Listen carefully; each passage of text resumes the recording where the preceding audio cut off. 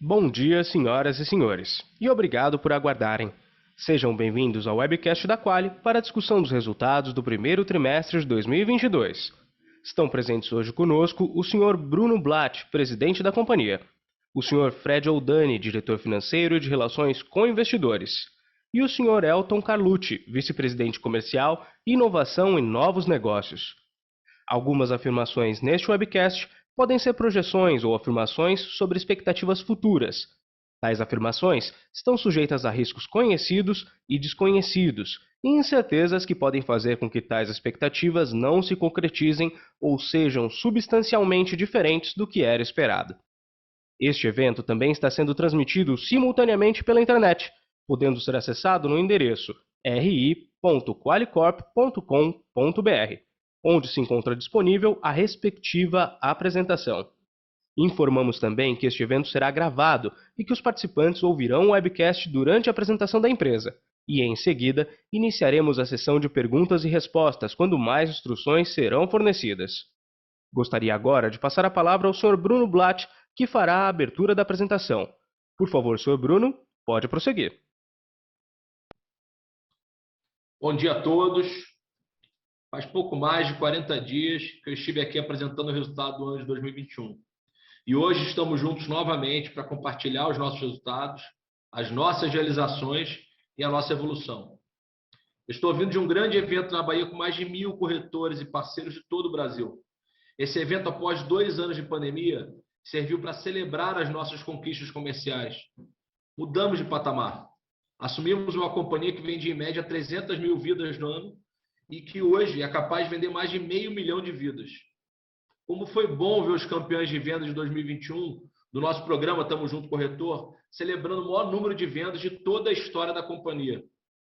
Foram dias de celebração, sim, mas foram dias de muito trabalho para garantir que o ano de 2022 seja tão marcante quanto o de 2021, com mais entregas de tudo que estamos fazendo aqui na Quali. Mês de abril foi um mês de reencontro. Finalmente voltamos ao escritório. Depois de 2 anos de trabalho remoto, durante a pandemia, os quais voltaram a viver a convivência do dia a dia. A nossa sede de São Paulo mudou para a Avenida Paulista, um símbolo da cidade. Fizemos também a nova entrega, um novo escritório no centro histórico, batizado de QualiCity. O espaço fica em um edifício icônico de 1897, na rua 15 de novembro, marco simbólico do berço das atividades, tanto da companhia quanto dos corretores de planos de saúde. O prédio, que foi totalmente reformado e restaurado, serve de coworking para os colaboradores da Quali e como um ponto de relacionamento com o canal corretor, que nos ajuda a trocarmos insights e percepções com os nossos parceiros sobre produtos, campanhas, mercado, enfim, fortalecendo o nosso principal objetivo, que é vender. No Rio de Janeiro, praça fundamental para a nossa companhia, inauguramos o QualiStage, que é o antigo Metropolitan, espaço de grandes celebrações culturais da capital carioca. Tudo isso vai ao encontro do fortalecimento da nossa marca e também da aproximação cada vez maior com o nosso mercado consumidor. Nessa mesma linha, lançamos o QualiClass, mais uma nova proposta do nosso espírito de inovação e da nossa vocação em cuidar de vidas. A QualiClass é muito mais do que um serviço de concierge em saúde. É uma gestão de saúde com qualidade, por meio de acompanhamento personalizado, integrado e multidisciplinar aos nossos clientes. É um olhar individualizado e contínuo, um aliado para oferecermos mais chances de cura e melhor qualidade de vida aos pacientes que tenham esse serviço. QualiCity, QualiStage, QualiClass, QualiViva, QualiStores, QualiSeguros, QualiVendas não são apenas siglas, são entregas, são conceitos transformados em realidade. Por isso falo de uma companhia cada vez mais sólida, que trabalha com a visão de futuro, que analisa mercado, que sabe onde quer chegar. Cada entrega exige um planejamento, um time integrado, coeso, liderado na direção de fazer o correto para os nossos acionistas, para os nossos funcionários, para os nossos clientes. Pensar a curto prazo é desconsiderar a importância do nosso negócio e das suas gigantes possibilidades. Nunca é demais lembrar que um dos maiores sonhos de todo brasileiro é ter plano de saúde, e nós estamos aqui para isso. A crise que estamos vivendo no mundo e no Brasil, e que não é novidade para nenhum de vocês, é um dificultador para qualquer companhia, inclusive a nossa. A volta da inflação, aumento do desemprego, inadimplência e os juros em patamares tão elevados formam um cenário diverso. somados a uma guerra que preocupa todo mundo e uma pandemia que ainda não terminou. Veja os complicadores do novo lockdown na China. Não podemos deixar um minuto sequer de olhar e tentar compreender o mundo que estamos vivendo. Esse cenário ainda nos impacta com um número expressivo de cancelamentos. Entretanto, todas as entregas que temos feito, mais o acompanhamento caso a caso, começam a dar resultados. Aqui não desistimos de ninguém. Tivemos, nesse primeiro trimestre de 2022, uma redução nos cancelamentos de 12,7% em relação ao ano anterior e 16,9% sobre o quarto trimestre de 2021, trazendo o churn para o menor nível nos últimos 5 trimestres. E ainda não estamos satisfeitos. Olhamos isso diariamente para melhorarmos e termos convicção de que estamos no caminho certo. Já nas vendas, tivemos adições brutas de 115.200 vidas, respeitando a sazonalidade típica do trimestre e refletindo os desafios da Ômicron no início do ano. Mas ainda assim apresentaram um crescimento de 15% sobre o primeiro trimestre de 2021. Desse modo, seguimos convergindo para o nosso objetivo de apresentar crescimento orgânico em nossa carteira de adesão. Pensando no nosso pilar de crescimento, continuamos em nossa estratégia de expandir o nosso portfólio de operadoras. Desde o início dessa gestão, adicionamos 67 novas operadoras ao nosso portfólio e, nesse começo de ano, já afirmamos novas parcerias em diversas praças do país. Quero destacar aqui a Unimed Guarulhos, Sulmed em Porto Alegre, Rapimed em Santa Catarina e São Cristóvão na cidade de São Paulo, além da expansão de ofertas de novos produtos nas atuais operadoras parceiras. E quando vejo uma companhia capaz de fazer essas entregas sendo mais leve, mais aberta à diversidade, mais ética, mais feliz, eu agradeço o time que fomos capazes de formar e a imagem que fomos capazes de construir em um país tão carente de exemplos corretos. Um time que transformou uma companhia que hoje é multiproduto, multicanal. Uma plataforma pronta para garantir uma empresa maior e melhor. Parabéns, Qualis. Inclusive, temos nesse momento mais de 200 Qualis ouvindo esse call de resultados, o que só reforça o engajamento e a paixão pela nossa companhia. Sabemos que os ventos que trouxeram tantos problemas para o mundo e para o país nos últimos 2 anos são capazes de trazer tempos melhores. Já estamos prontos para esses tempos também, para crescer de forma sustentável em qualquer cenário. Esse foi e sempre será o grande foco dessa gestão. Agradeço a confiança e deixo os detalhes ao nosso vice-presidente, Elton Carlucci. Olá, bom dia a todos. Obrigado, Bruno. Como sempre, é um prazer estar com todos vocês em mais um call de resultados. Agora a gente vai falar dos números do nosso primeiro trimestre de 2022.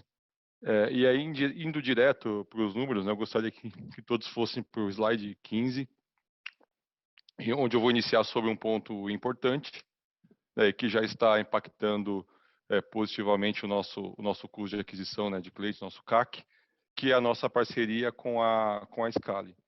Né, quando todos podem observar, vão poder observar, ou já olharam lá nos nossos números, a gente vem apresentando uma redução no custo nesse ano, no primeiro trimestre de 22, e ele é fruto basicamente do ganho, né, de sinergias, redução em custos, né, com trade marketing. A gente teve um incremento importante aí na quantidade e na qualidade de leads para atender toda a nossa área comercial e, consequentemente, com uma redução de custo que basicamente foram obtidos, né, por ganho de toda essa eficiência operacional, pela consolidação de contratos. Né, a gente tinha vários contratos, a gente consolidou e hoje eles são geridos pela Scali, e uma gestão mais, eu diria, mais focada, né, no lead, com o aspecto de olhar sempre a conversão. Então, hoje, todo o nosso modelo de remuneração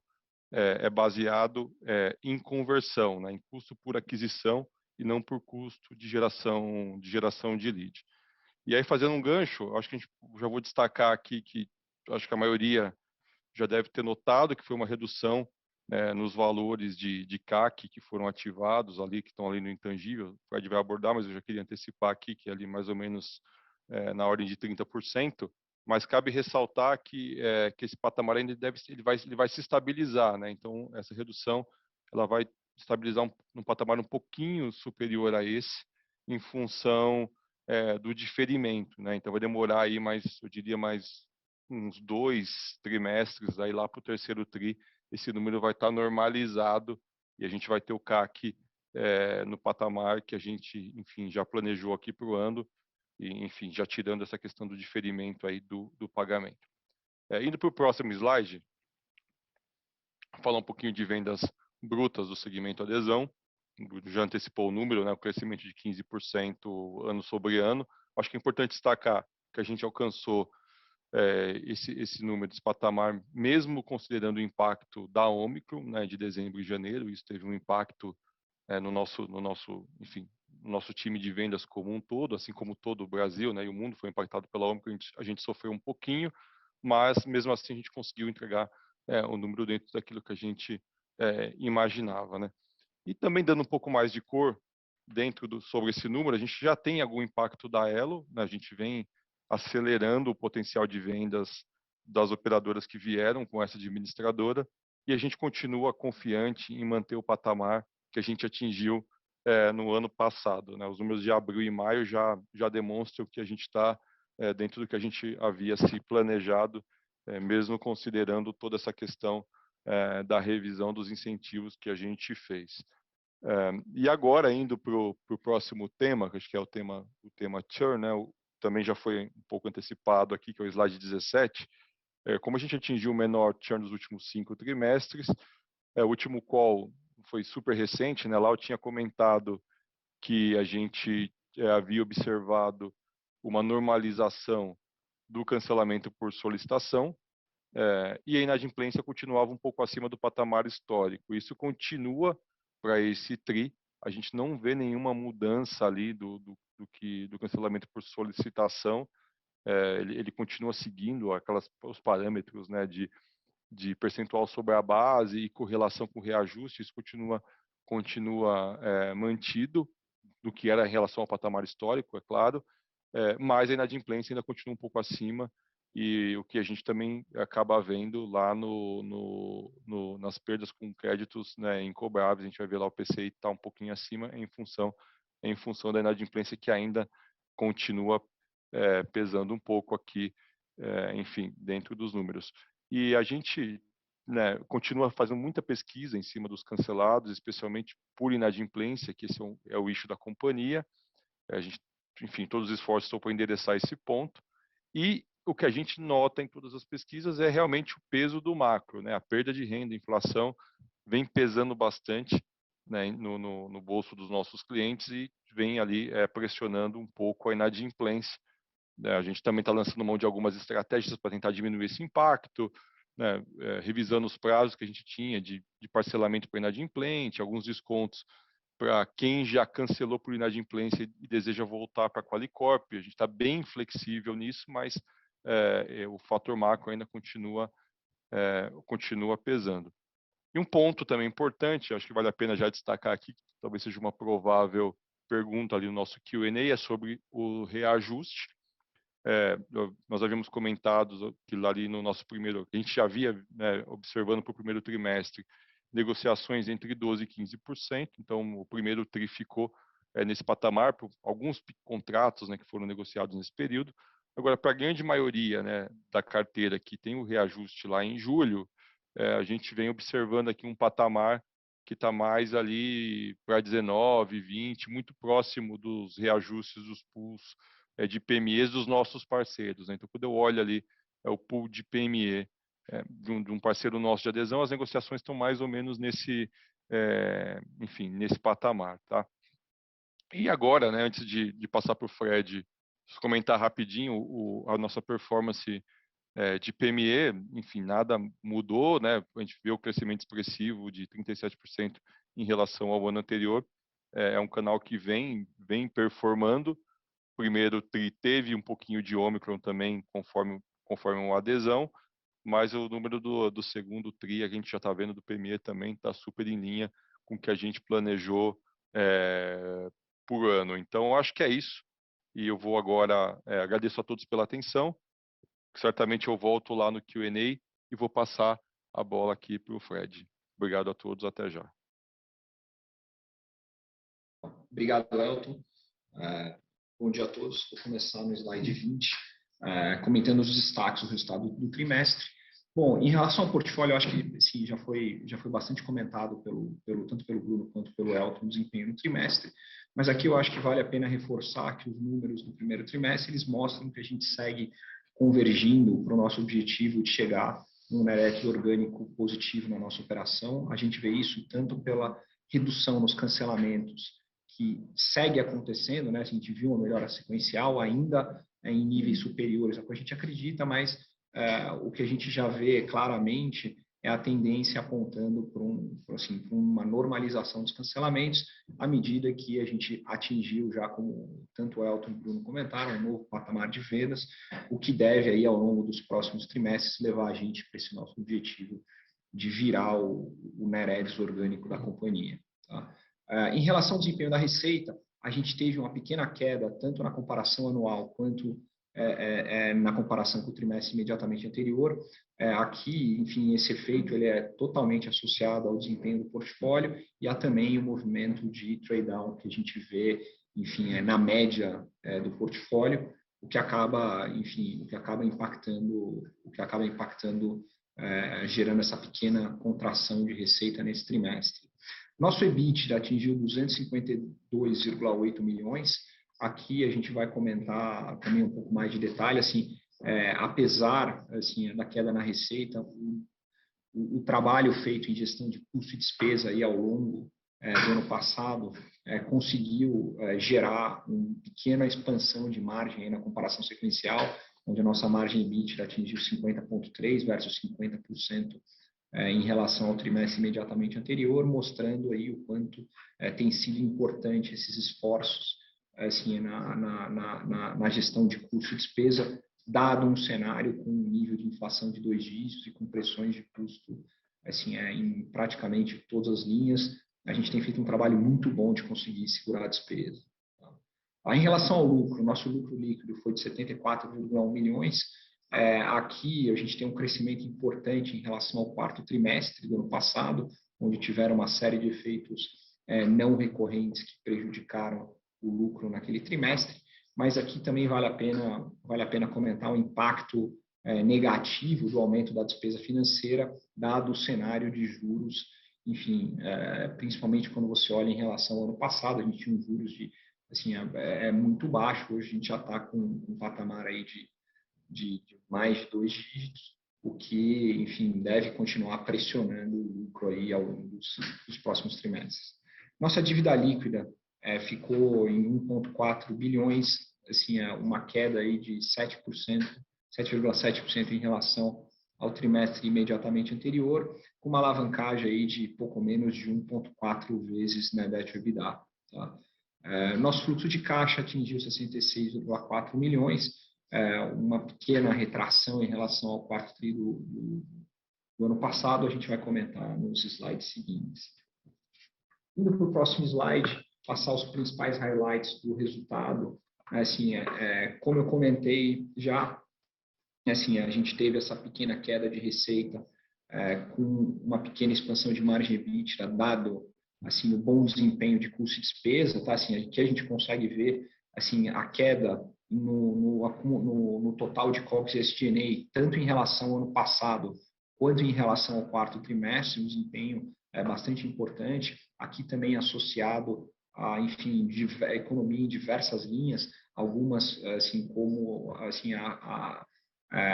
a gestão de leads que passou para a Scale, né, que teve um impacto importante aí, mas também em outras linhas como serviço de terceiros, enfim, é um trabalho pessoal também, ou seja, um trabalho feito aí pela administração ao longo do final do ano passado para se adequar a estrutura a essa nova realidade que a gente está vendo de cenário macroeconômico. Tá? Aqui também acho que vale a pena destacar o número de PCI, a perda com créditos incobráveis, nesse primeiro trimestre, que ficou em 24,3 milhões. Aqui a gente ainda enxerga um excesso de inadimplência em relação ao que seria o esperado. Níveis normalizados, a gente devia olhar essa conta aí mais perto de 20 baixo, talvez perto de 21 milhões, mas o excesso ainda de cancelamento por inadimplência é algo que ainda está gerando algum tipo de pressão dentro dessa linha.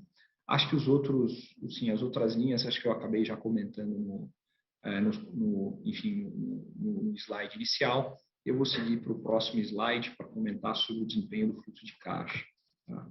Aqui, fluxo de caixa, assim, a geração de caixa no trimestre, ela foi impactada, acho que tem dois eventos que acho que são vale a pena a gente comentar. A primeira é a redução do comissionamento caixa, assim, algo que a gente vem antecipando há vários trimestres, né? Assim, acho que desde a metade do ano passado, a gente comentou que a gente estava fazendo uma série de ajustes no nosso modelo de comissionamento, tanto no volume quanto na forma de pagamento. A gente implementou isso a partir de algum momento do quarto trimestre do ano passado, e a gente vinha comentando que a partir do primeiro trimestre ia ficar mais claro já no fluxo de caixa o efeito dessa mudança de política. E aqui a gente vê que a gente teve uma queda aí de 36% em relação ao quarto trimestre, o que, enfim, demonstra o quanto a gente conseguiu efetivamente implementar essa nova estratégia,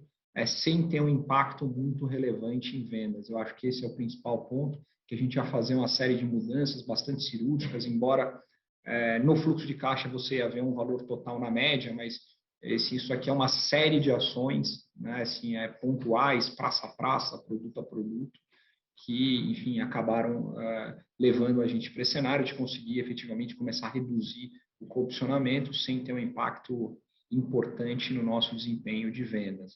Tá?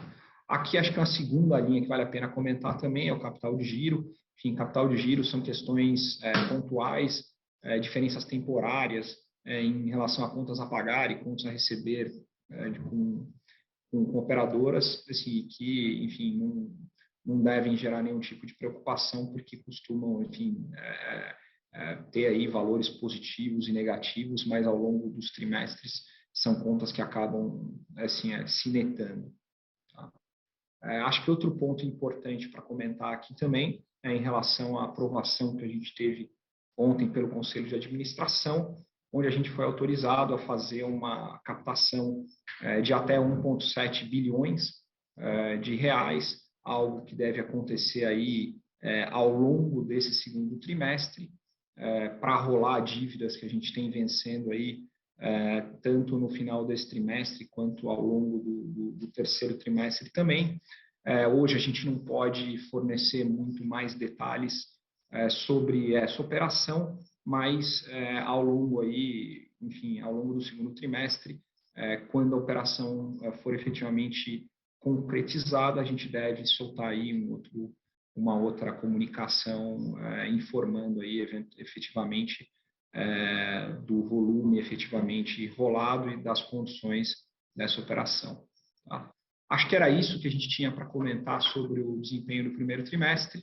Eu queria abrir agora para a sessão de perguntas e respostas. Muito obrigado. Obrigado. Iniciaremos agora a sessão de perguntas e respostas.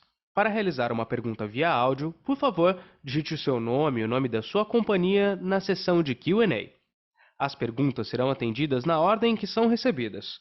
Por favor, aguardem enquanto coletamos as perguntas.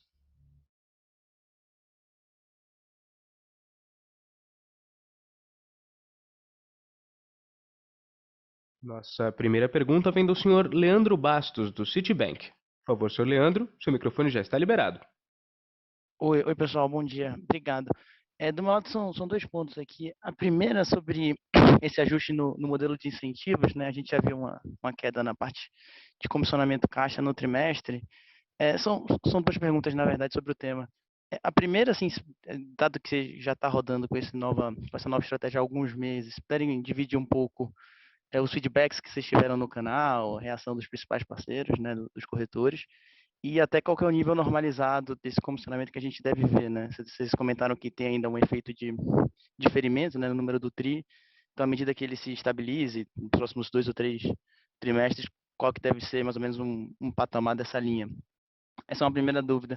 E a segunda, no ponto do reajuste, né, só para confirmar se o comentário, né, de um reajuste médio mais para casa de 19,20, né, que vocês esperam para a carteira do meio do ano, E aí pegar um comentário de como que vocês estão vendo o produto, né, a competitividade do produto versus o PME, né, que até teve reajuste anunciado recentemente, então um pouco como que vocês estão vendo o produto de afinidade vis-à-vis o PME nas principais praças. É isso, obrigado.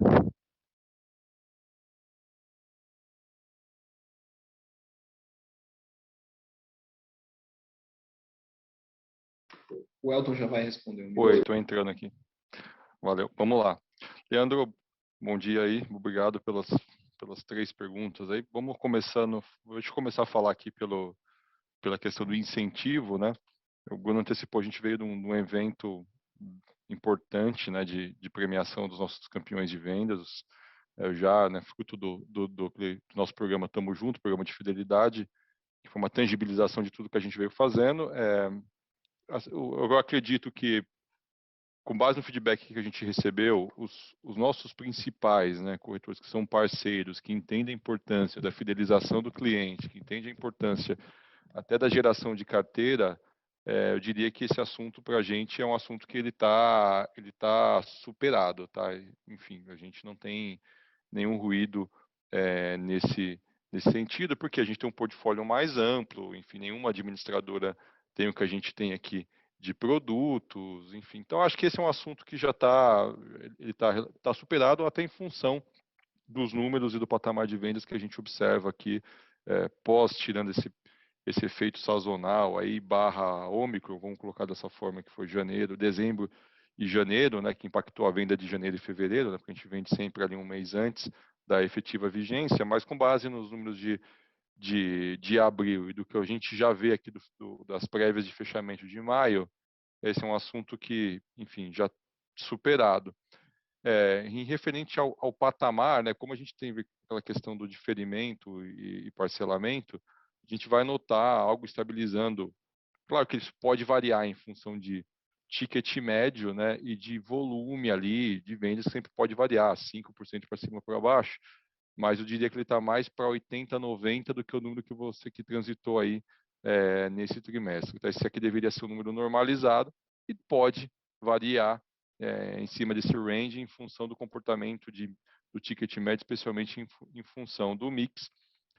Indo para o último ponto, que é reajuste, é isso, a gente está vendo mais 19 e 20, e as diferenças de preço na rua continuam as mesmas, né? Eu acho que independentemente do reajuste, a dinâmica, né, de portfólio, né, geralmente as operadoras elas ajustam, né? Então você pode lançar um produto novo, se você quiser, enfim, toda semana você pode ter uma grade nova na rua. Lógico que isso, do ponto de vista operacional, é complexo, mas os portfólios já foram ajustados para manter essa diferença e de fato isso não muda muito a dinâmica, né? Porque a gente sabe exatamente qual que é o percentual, né, da população que tem CNPJ, esse negócio é estável, então enfim, eu diria que a dinâmica de preço e a dinâmica comercial ela está mantida. A gente não vê nenhuma alteração nesse cenário em função dos reajustes, as tabelas vão refletir pós-reajuste, basicamente as diferenças de preços que eu tenho agora. Então, a gente não vê nenhum issue nesse sentido, tá bom, Leandro? Tá ótimo, Elton. Muito obrigado. Valeu. Nossa próxima pergunta vem do senhor Pedro Lima, do BTG Pactual. Por favor, senhor Pedro, pode prosseguir. Fala pessoal, muito bom dia. Aqui do nosso lado, a pergunta é relacionada com o crescimento orgânico ali, relacionando principalmente com a variação de churn.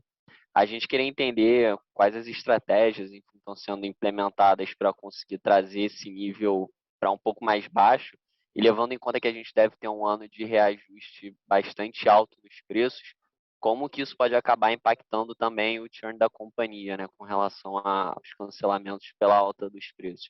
Então, se vocês puderem dividir um pouco com a gente como é que está esse pensamento para o resto do ano, a gente agradece. Obrigado. Pedro, bom dia. Elton de novo aqui. Eu vou começar, depois, se o Fred quiser complementar, o próprio Bruno está aqui, eles ficam à vontade aqui para entrar. Mas vamos falar aqui do ponto, primeiro assim, do reajuste, né? Acho que endereçando esse ponto, a gente está olhando ali para o segundo, né, enfim, segundo semestre ali, mais essa na casa de 19 e 20, que, só para lembrar, ele não foi a média de 37 do ano passado, então isso faz bastante, né, bastante diferença.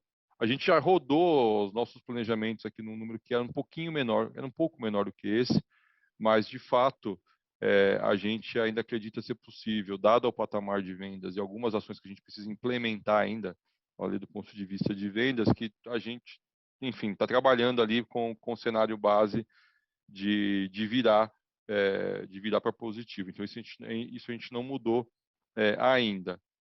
E isso na ponta, né, do gross edge. Ali na ponta do churn, né, que também é super importante, e para endereçar o ponto, é o seguinte: a inadimplência ainda não está no patamar que deveria, ela vem convergindo lentamente, talvez demore um pouco mais e provavelmente onde ela vai estabilizar, porque a notícia boa é que ela está acima, mas ela não estabilizou.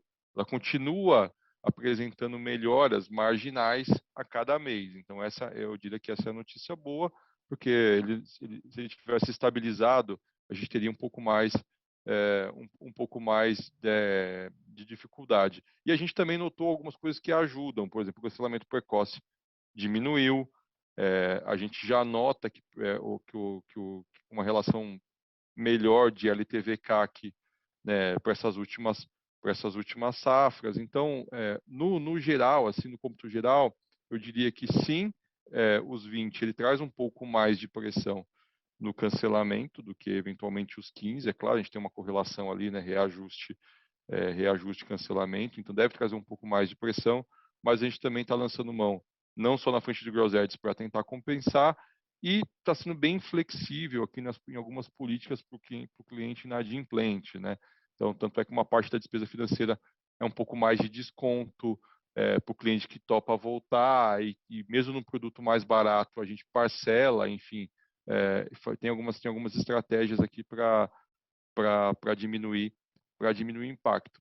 Então, a gente acredita bastante que com isso vai ser possível mitigar essa diferença aí do reajuste, e a princípio a gente não está mudando o nosso cenário base aqui, conforme o Fred já antecipou. Tá ótimo. Obrigado, pessoal. Obrigado você pela pergunta. Nossa próxima pergunta vem do Sr. Vinícius Ribeiro, do UBS. Sr. Vinícius, seu microfone já está liberado. Pessoal, bom dia. Obrigado por pegarem a pergunta. São duas aqui do nosso lado. Uma, na verdade, a primeira é um follow-up da primeira pergunta com relação ao comissionamento. Quando a gente, e aí tentando entender um pouco dessa questão do diferimento que vocês comentaram, né? Quando a gente tenta conciliar aquilo que foi constituído no balanço, dá exatamente o mesmo número do que foi no primeiro tri de 21, que foi 72 milhões de reais, né? Então, só para a gente entender, assim, primeiro, essa diferença do comissionamento caixa e do comissionamento constituído no balanço, deveria ser mais ou menos nesse montante, e se a gente compara esses dois montantes com aquilo que foi pago de comissão ano passado, a gente deveria esperar ainda assim uma melhora, ou deveria esperar algum nível de estabilidade, pensando no comentário do Elton sobre os 90 milhões. E a segunda pergunta é sobre PDD. Aí acho que o Fred comentou bastante sobre a questão da Constituição, mas a gente também viu uma questão de uma recuperação um pouco melhor do que a gente tinha visto em alguns trimestres do ano passado. Então, só para entender, se teve alguma coisa específica aí, ou é pontual, a gente não deveria esperar uma melhora mais na Constituição do que na recuperação. Obrigado, pessoal. Fred aqui, assim, em relação ao condicionamento, assim, o caixa versus ativação, assim, sempre pode ter alguma diferença entre os dois valores, assim, é simplesmente questão de timing entre apuração e pagamento. Então, normalmente você faz isso dentro do mesmo mês, um trimestre ou outro você pode apurar e não pagar efetivamente tudo dentro do mesmo mês, enfim, se alguma nota fiscal, enfim, chega em atraso, enfim, questões nesse sentido. Então, assim, isso aí são questões pontuais, assim, acho que não tem que ter nenhum tipo de expectativa se isso vai ser assim ou não. Pode ser, enfim, esses valores deveriam convergir ao longo do tempo. Tá? Assim, se tiver diferença temporal, alguma nota fiscal, eventualmente, aí que não chegou no tempo certo para pagar dentro do próprio mês.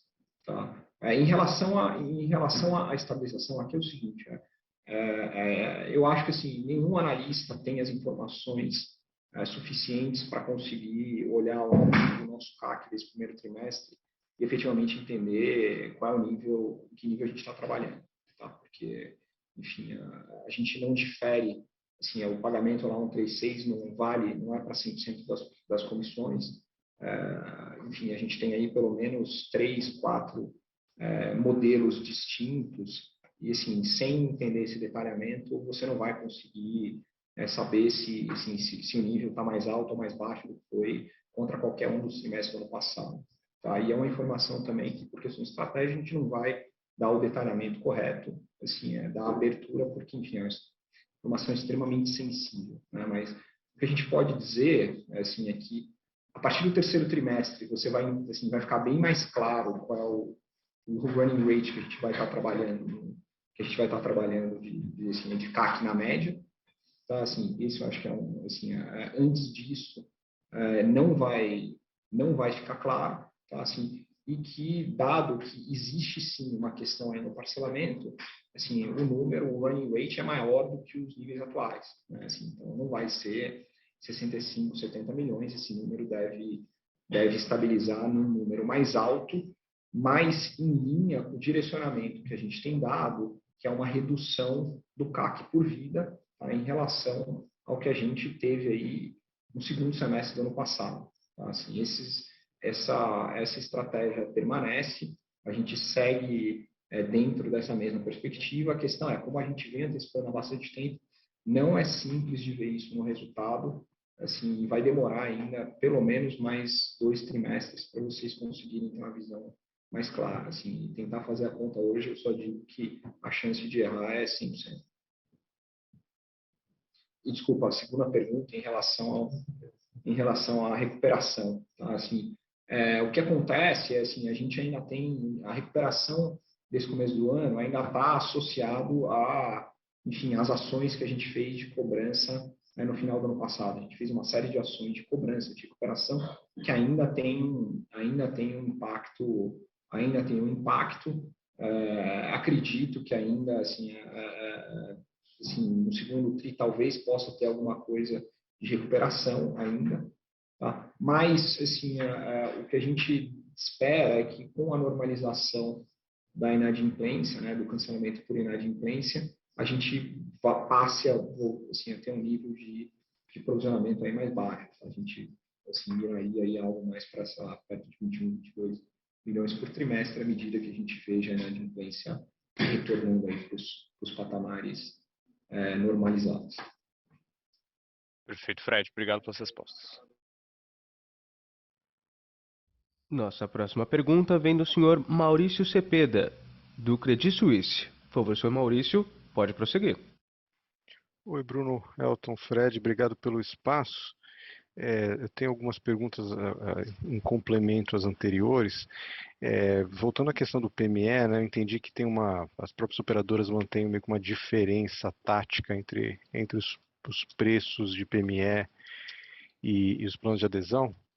Se pudesse talvez ilustrar qual a magnitude, né, dessa diferença, o que eles mais ou menos buscam nisso. E a segunda pergunta é sobre capital de giro. Eu vejo que teve um certo consumo de caixa em capital de giro que não estava exatamente nas contas mais operacionais, né, de recebíveis ou o preço a repassar. Eu quero saber se pode ter alguma relação com essa tratativa dos inadimplentes, né, de parcelamento, o que de fato estaria por trás desse consumo de capital de giro. Muito obrigado. Oi, Cepeda. O Elton, vou começar depois com a parte mais comercial, depois o Fred entra na questão do consumo, aí, do fluxo de caixa. Então, a diferença que a gente vê aí na rua, né, e que costuma ser mantida, e é uma política na maioria, não é uma regra geral, mas a gente sempre observa diferenças entre 20% e 30%, né, entre adesão e PME. Então, dependendo, às vezes, do mês, isso pode variar um pouquinho, porque nem sempre as trocas de portfólio acontecem simultaneamente. Então, às vezes, a adesão, às vezes, até acaba ficando com uma diferença até menor até menos que 10, mas isso é pontual porque eventualmente tem uma troca ali de portfólio de PME e um reajuste, né, de preço na rua, e o adesão, como tem que aditivar cada contrato, né, para poder colocar o preço na rua, então às vezes isso acaba demorando 30 dias, aí, então às vezes essa diferença cai, você pode fazer uma pesquisa lá e ver com a adesão tem uma diferença de 10%, mas aquilo geralmente não é real, né, ele fica sempre orbitando aí nesse range aí, entre 20 e 30, com a maioria aí dos nossos parceiros. Eu acho que é sempre importante destacar, né, a gente tem aqui dentro do nosso DW aqui várias análises e a gente tem sempre ali, né, do nosso, foi até uma das mudanças que a gente fez aqui na própria estratégia, né, de geração, captação de leads, é que na prática, né, de cada que eu recebo ali, né, de cada, vamos assim, de cada 10, né, vamos falar que 2,5 tem CNPJ, o restante é elegível a uma adesão dentro da regra do jogo, né? Claro que a gente sabe que tem aquelas questões de a gente faz o CNPJ e depois fica inativo, tal. Não quero entrar no detalhe aqui porque ele não deveria continuar sendo elegível a ter um PME, mas em linhas gerais o que a gente vê tanto na nossa base que eu tenho, enfim, a gente tem aqui N estudos sobre isso, como do que entra ali, vou falar assim, no meu topo de funil. A gente tem uma estratégia um pouco diferente, né, de geração de leads, e aí depois, quando a gente faz aqui enfim, os devidos enriquecimentos, eu tenho a estatística do que de fato é elegível a um PME e o que não é, e esse número continua meio que estável ali no meu topo de funil, tá? Então, basicamente é isso, diferença de preço e total vamos falar assim, de addressable market para os produtos. E aí eu vou passar agora para o Fred aqui entrar com o segundo ponto. Se tiver algum esclarecimento adicional aqui, me avisa, eu volto nesse ponto aqui depois. Esse Pedro, em relação ao capital de giro, assim, a questão de inadimplência, assim, teve um aumento pequeno do capital de giro em relação a vamos receber algo próximo de 13 milhões, né? Não é o principal fator associado ao fluxo de caixa, mas ele tem sim um impacto pequeno no capital de giro. O maior impacto é por volta de 35 milhões, que é em relação aos acertos de conta que a gente chama bate-fatura, bate-corretora com as operadoras, bate-corretagem. As operadoras, assim, normalmente essas contas geram, sempre tem algum tipo de diferença, que isso é compensado aí ao longo de 2, 3 trimestres, e a hora que a gente olha esse valor no primeiro trimestre foi por volta de 35 milhões. Então, assim, é o principal fator associado a essa piora no capital de giro, mas como eu comentei, são coisas pontuais aí que se normalizam aí ao longo de alguns trimestres. Claríssimo. Obrigado, Elton. Obrigado, Fred. Nossa próxima pergunta vem de Stella Strano, do JP Morgan. Por favor, Stella, pode prosseguir. Oi, bom dia, pessoal. Obrigada por pegar minha pergunta. Tenho duas aqui do meu lado. A primeira, como vocês estão vendo o efeito de retenção tendo em vista as novas iniciativas da empresa? E a segunda, para quando vocês esperam o churn voltando a níveis históricos? Obrigada.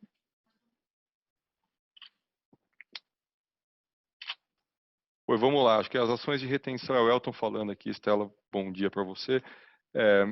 Do ponto de vista aqui de retenção, a gente implementou bastante coisa, eu diria, tem uma squad gigante aqui né, que lida com o tema fidelização, e enfim, e onde tem uma série, eu diria, de centenas aí de coisas que foram testadas, testes ABs, etc., coisas que fizeram muito sentido e foram implementadas, e outras que o teste não se mostrou tão efetivo e a gente não continuou com a iniciativa, né? Eu posso dizer que aumentou a efetividade, porque hoje dentro do score que a gente tem aqui né, dos nossos clientes, na parte de clusterização, a gente prioriza uma parte importante, que a gente entra ali com o nosso time comercial, né, atuando também nesse momento. A gente tem todo um critério aqui para garantir que ele só atue de fato quando a gente é demandado, né, evitando que a gente tenha ali um downtrade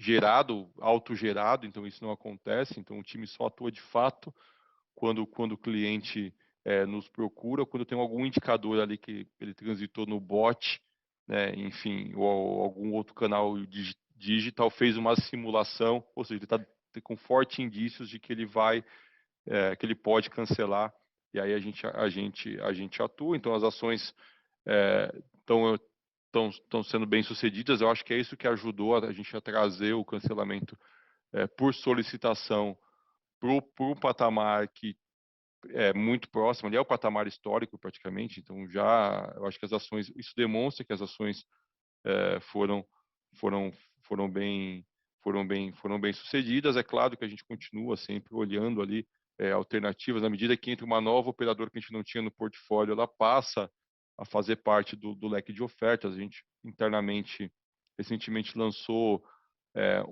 dentro do nosso Qualitech, que é o nosso sistema de detalhe mais operacional, mas hoje eu já tenho inteligência artificial atuando desde o N1. Então no call center, praticamente qualquer pessoa consegue hoje, com o mínimo de treinamento, fazer uma operação de retenção, porque é super intuitivo. Ele já tem as perguntas, ele já traz o score do cliente, já fala qual que é o produto que você tem que oferecer, o que não adianta oferecer. Então, não só do ponto de vista de processo, mas de tecnologia, a gente praticamente avançou em bastante coisa. E hoje a gente tem muito mais as squads trabalhando em teste A/B de hipóteses, né, testando alguma coisa diferente, e já fazendo um trabalho muito mais cirúrgico. Então, para essa operadora aqui, vamos testar esse tipo de ação aqui, e para a operadora B, vamos testar outro e vamos comparar para ver de fato o que está funcionando, tudo mensurado com os indicadores. Então, eu diria que é isso. Continua sendo um desafio, e eu adoraria que a gente tivesse inúmeros problemas operacionais impactando o nosso cancelamento, porque isso é mais fácil de resolver. A gente tem tecnologia e pessoas aqui que têm conhecimento da companhia e do setor para fazer uma implementação muito rápido de qualquer processo. Agora, de fato, eu tenho um peso macro importante que a gente continua, que ele é referendado, pelo percentual do cancelamento por inadimplência, 2, pela pesquisa que a gente faz, que tem um grau de confiança elevadíssimo, a resposta é espontânea, e a gente faz alguns double checks para saber se de fato quem está declarando que está indo para o SUS, de fato está permanecendo no SUS depois de alguns meses. E a gente não está vendo esse indicador mudar. Então, ou seja, o macro está pesando ainda. É claro que a gente tenta ali, né, a gente tem todo o leque todo de portfólios, tem o downtrade, a gente consegue fazer, né, a retenção dentro de casa, mas tem um nível ali que quando chega nele eu não consigo atuar, né, com um produto tradicional de saúde. Então esse hoje é o principal, um principal desafio, e é nele que hoje as squads estão trabalhando aqui para tentar reduzir o nível de inadimplência, para que a gente possa ver isso normalizado. A gente gostaria muito de entrar, né, no principal trimestre, que é o terceiro, onde tem um reajuste já com esse indicador normalizado, tá, de inadimplência dentro de um patamar que nos coloque, né, que seja possível entregar o crescimento orgânico na companhia. Então, esse é o nosso goal hoje, né? A gente está acelerando tudo que for possível, né? A gente não está poupando nenhum esforço para tentar diminuir esse patamar até entrar no terceiro TRI, onde a gente vai sofrer um pouco mais de pressão, que usualmente a gente já sofre, e também em função desses pontos adicionais aqui, desses base points adicionais de reajuste, que certamente a gente verá aqui no percentual que eu já antecipei, né? Mais ali na casa de 19 e 20. Eu acho que desse ponto aqui do meu lado é isso.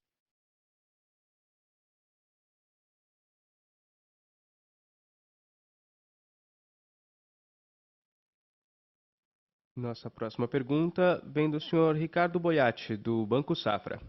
Ela veio por escrito, então eu vou verbalizá-la. Impacto da inflação atual nos reajustes futuros e affordability dos planos? E a segunda pergunta é: movimento de trade down está se acelerando? Quais as expectativas para o ticket médio? O movimento de trade down ele se mantém estável. tá? Em relação ao que a gente já vinha performando no ano passado, e basicamente ele é fruto das ações aí de retenção, né? Basicamente alguém que iria para o mercado ou cancelaria ou compraria um outro produto, e a gente está conseguindo manter ele dentro de casa, e o percentual está mantido, a gente não vê uma variação muito grande do número de vidas que fazem downgrade, eu diria que esse patamar está estável, e o percentual de redução de ticket também continua estável, tá? Então a gente não tem uma alteração nem no número de downgrades em relação ao trimestre anterior e nem do percentual de redução do ticket de quem muda de produto.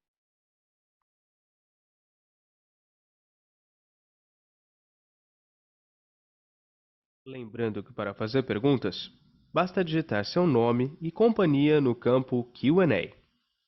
Nossa próxima pergunta vem do senhor Gustavo Tizeu. Senhor Gustavo, seu microfone já está liberado. Bom dia, pessoal. Obrigado por pegar minha pergunta. São duas aqui do nosso lado. A primeira é um pouco para entender o acordo, né, com a CNU Seguros Unimed. Se vocês fecharam um acordo há um tempo e nesse trimestre houve o pagamento ali de 40 milhões. Vocês poderiam trazer um pouco do potencial desse acordo, alguns detalhes? É um acordo que tem algum tipo de exclusividade? E também o quão escalável é esses tipos de contrato. Acho que é para entender um pouquinho se também é semelhante ao que a gente viu com a Apvida, alguma coisa nesse mesmo sentido. E a segunda questão é relacionada à competição, né? Como que eles estão reagindo atualmente? Há alguma mudança de comportamento? Alguma perspectiva de que eles estão aumentando a correntagem para tentar competir com vocês? São essas duas questões aqui do nosso lado. Obrigado. Boa, então deixa eu falar aqui, dizer ao Elton, acho que o primeiro item a gente divulgou, né, no ano passado, o FR, e aí, enfim, agora teve o pagamento que a gente concluiu, né, todas as questões, as obrigações precedentes. Os detalhes, claro que são de um acordo como esse, são confidenciais, mas eu diria que a gente tem, enfim, já está começando com todo o processo, e a gente acredita bastante no potencial no potencial desse produto. Enfim, a gente já tem as tabelas, tem tudo aqui. Muito em breve ele vai estar na rua e aí os analistas, vocês poderão ver exatamente como é que ele ficou posicionado, preço, etc. Então não quero antecipar aqui, mas é algo que já está muito em breve, aí vai estar disponível, e acredito que quando vocês verem os números e fizer uma comparação, vocês vão entender que realmente o produto tem um potencial importante nas praças onde eles serão lançados, tá? Então acho que é isso que eu posso comentar desse acordo. O restante vai virar novidade aí na rua em breve aí, tá? E sobre o segundo item, que é o ambiente competitivo, né? Vou falar um pouquinho aí de como é que está o cenário. Basicamente a gente não vê, assim, na rua nenhuma grande mudança não de cenário do ponto de vista de posicionamento de produto e das questões de concorrência, incentivo, etc. Eu acho que está tudo bem constante aí. Enfim, até em função, né, dos próprios números que a gente está vendo aqui do ponto de vista de gross ads em abril e maio. A gente monitora, enfim, tudo o que acontece e a gente não vê nenhuma mudança de cenário. E quando eu falo de cenário, não é só de adesão, eu sempre estou olhando adesão, competitividade de PME, eventualmente um outro lançamento de produto, né, até mesmo individual, tá? A gente olha tudo e no nosso radar aqui, nosso núcleo de inteligência comercial, a gente não vê nenhuma alteração relevante, tá? Perfeito, Arthur. Obrigado, pessoal. Tenha um bom dia.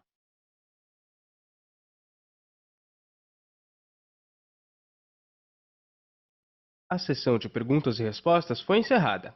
Agradecemos a participação de todos. A apresentação de resultados do primeiro trimestre de 2022 da Quali também está encerrada agora. Tenham todos um bom dia.